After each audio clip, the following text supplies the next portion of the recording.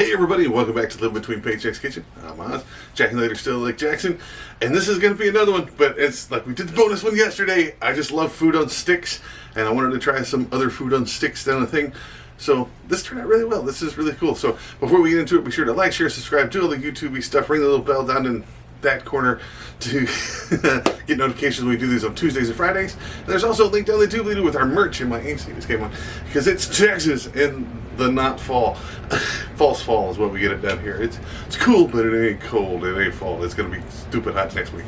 So yeah, there's also a link down the thing in the doobly-doo with our merch. We got fake hand spatulas, flippers, spoons, our apron, which is awesome, which I'm not wearing because I'm going out to the grill. And let's just get into the food. It's over here. Alright, looks like a lot of stuff. It's not. You're going to need a couple of mangoes, maybe pepper, like jalapeno. Again, it's completely optional. Get some of this mango spice stuff. This seems perfect, but you can use pretty much any kind of seasoning. But this mango stuff makes it mango all over. And you're going to want a bag of these scallops and a bag of the shrimp. You want these to be thawed out because it's super hard to drive through there when they're frozen. But again, this stuff is great for like doing whatever. Oh, also you're going to need some skewers and some aluminum foil. But yeah, if you're going to serve these, make sure nobody's allergic to crustaceans or whatever.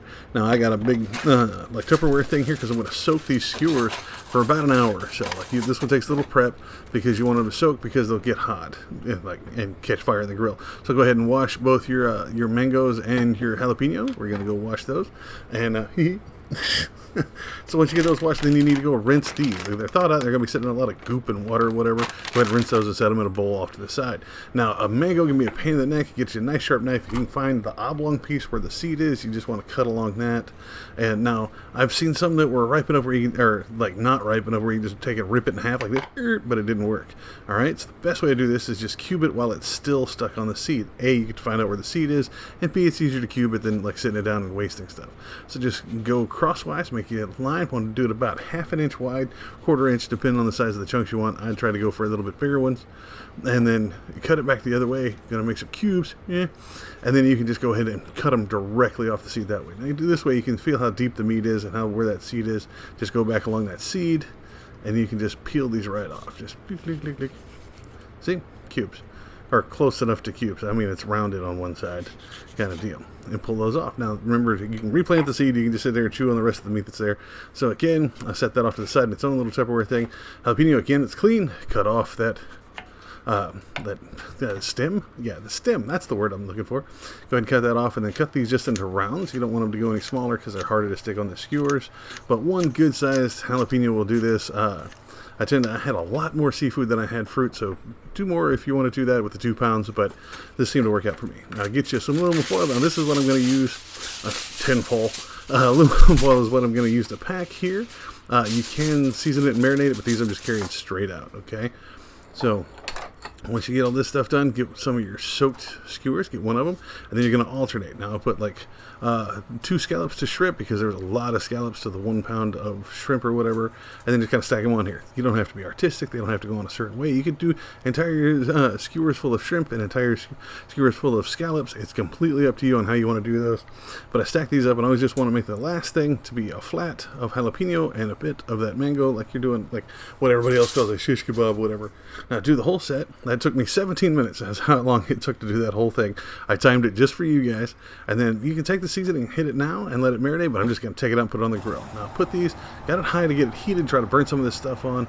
I'm only using 3 of the burners to start off with. I have a lot more than this. I'm going to use all 4, but you don't have to use all of them. You can cook them on this one side. Now mine, the fire's in the back, so it gets hot in the back, so you got to be careful of that. We're going to alternate them. So now we've got them out here. You can go ahead and season them while they're sitting here. Now these, they sweat a lot. If you cook these off, a lot of liquid comes out of them. Water, whatever you want to say. So it runs off a lot of your seasoning. So just keep seasoning, right? Like you want to put them here. Again, it's a skewer, so put them long ways across this. Now I scraped it. All that stuff is down in between the grill. It looks gross, but the top is clean.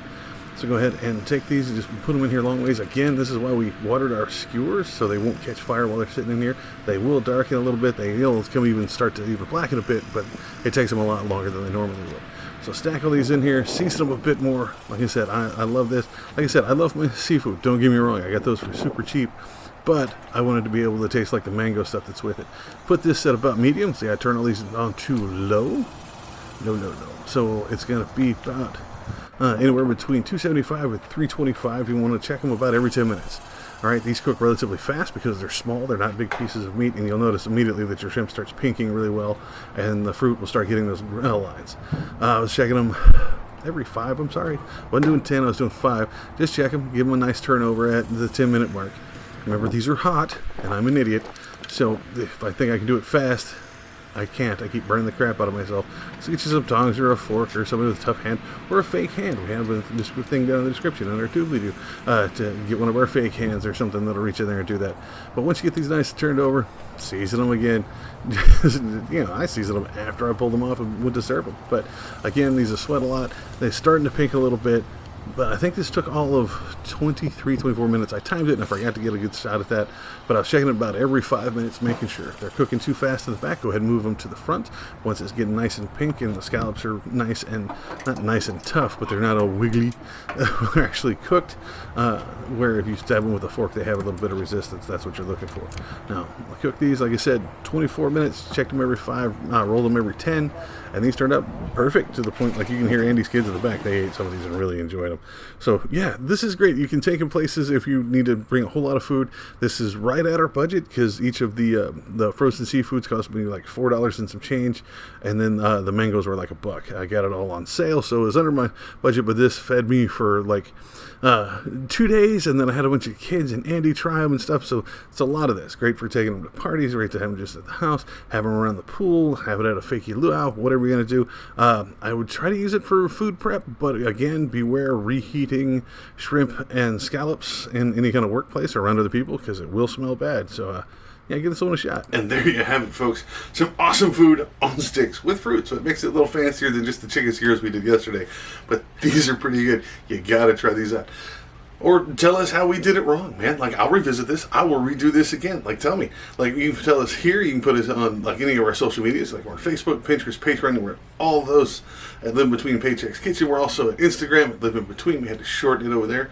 Everybody kind of makes fun of me because I always say shorten. But and you can find us here usually Tuesdays, Fridays, a couple of bonus videos thrown in. You can find me, Osway Nerdy, on all of those, including Twitter and over on TikTok where I'm doing some smaller stuff. As a matter of fact, I'm doing some pumpkin spice waffles right now, which is going to be fun. So, y'all be safe. Let us know. Again, tell us we did it wrong. Tell us if you do it differently. Put it down in the comments. That's what they're there for. But please be safe, and I will see y'all next time. Please, please, please be safe. All right?